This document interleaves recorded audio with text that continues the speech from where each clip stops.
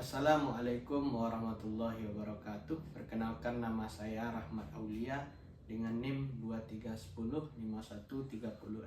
Pada kali ini saya akan membahas materi tentang ekonomi mineral dan energi, yang mana topik pembahasannya berkaitan dengan analisis ekonomi komoditas gipsum di tingkat global dan di tingkat nasional.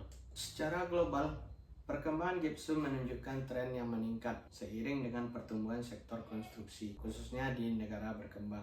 Berdasarkan data yang saya dapatkan, sekitar 60% konsumsi gipsum digunakan dalam industri semen, sehingga peningkatan aktivitas pembangunan itu secara langsung mendorong peningkatan konsumsi gipsum di pasar internasional. Hal ini juga didukung oleh laporan World Bank yang menunjukkan bahwa pertumbuhan infrastruktur menjadi faktor utama peningkatan permintaan material konstruksi secara global. Untuk kondisi gipsum di Indonesia itu sendiri, permintaan gipsum terus meningkat dengan pembangunan infrastruktur nasional yang masif. Namun kondisi produksi domestik yang belum mampu memenuhi kebutuhan tersebut, sehingga sebagian besar masih dipenuhi impor.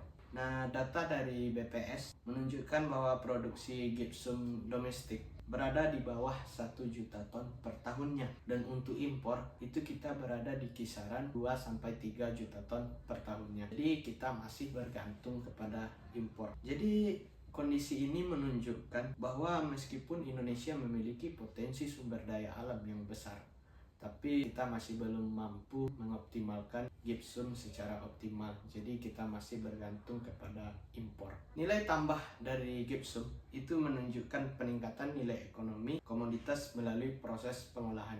Jadi gipsum tersebut kita olah terlebih dahulu untuk meningkatkan nilai tambah. Seperti kita menjadikan produk seperti papan gipsum memberikan nilai ekonomi yang lebih tinggi dibandingkan kita hanya menjual bahan mentah saja. Studi empiris, kita melihat penelitian sebelumnya, yaitu penelitian oleh Singh tahun 2024 menunjukkan bahwa permintaan gipsum global terus meningkat seiring pertumbuhan industri semen, serta pentingnya pemanfaatan sumber alternatif untuk menjaga keberlanjutan pasokan. Dan juga ada penelitian dari Silva tahun 2024 yang menunjukkan bahwa inovasi dalam pengolahan gipsum itu dapat meningkatkan efisiensi biaya produksi sekaligus mendukung keberlanjutan lingkungan. Jadi kedua penelitian tadi, seperti penelitian dari Singh dan Silva, itu menunjukkan bahwa pengelolaan dan inovasi dalam industri gipsum berperan penting dalam meningkatkan efisiensi ekonomi serta mendukung keberlanjutan sektor konstruksi. Kesimpulan dari paper saya ini yaitu komoditas gipsum ini memiliki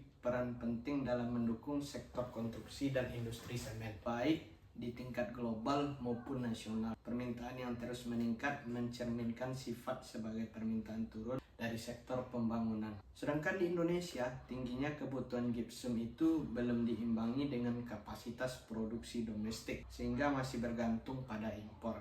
Hal ini menunjukkan belum optimalnya pemanfaatan keunggulan komparatif yang dimiliki. Meskipun demikian, gipsum tetap memberikan kontribusi ekonomi melalui penyediaan bahan baku industri, penciptaan lapangan kerja, serta peningkatan nilai tambah hilirisasi. Dan untuk meningkatkan peran komoditas ini, diperlukan strategi berupa peningkatan investasi, pengembangan teknologi dan pengolahan, dan kebijakan hilirisasi industri. Dengan langkah tersebut, gipsum itu dapat diharapkan memberikan kontribusi yang lebih optimal terhadap pertumbuhan ekonomi nasional secara berkelanjutan.